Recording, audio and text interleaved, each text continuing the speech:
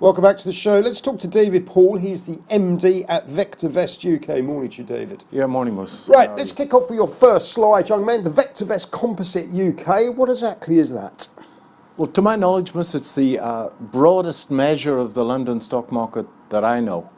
We follow 2,200 shares odd on the London stock market on AIM, and that's a equally weighted index of all those 2,200 shares. So in all the markets that VectorVest look at around the world, all the major markets, we follow very broad measures, equally weighted measures of those markets. And the red and the green triangles that you can see on the chart is our longest measure of the trend. It's called a confirmed call.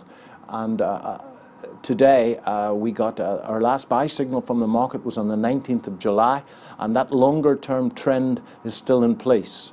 Now we have 5 measures of the trend: a short-term measure for spread betting people, and a longer-term measure, which I'm showing here, for more longer-term position traders. Yep.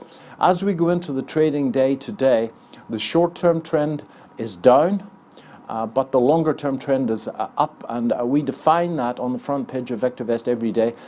Today it's a down-up situation. Short-term trend is down, longer-term trend is up. So those people who are busy on the move can actually see the trend of the overall market, which is probably 70% of the exercise, in a second on their mobile phone, on their app.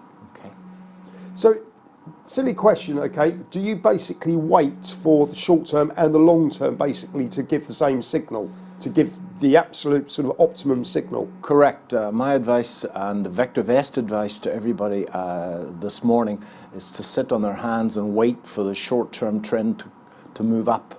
And we have a color-coded thing on the front page of VectorVest with a little traffic light, and the traffic light moves into the green.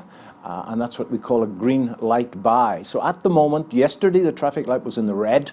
The market, as you know, stabilized a little bit yesterday. Yep.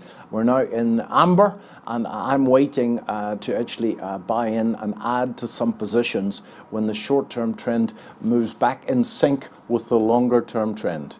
And exactly what you've just summarized. Understood. Exactly. Okay, so market position, quite comfortable, waiting for a green light in the short term, but you've still got the green light in the longer term. Well, that's correct. The underlying trend is up, the short-term trend is down, and we're waiting for those two to come back into gear, quite so. To give you the new signal. David, thank you very much indeed. Thank you, Mus.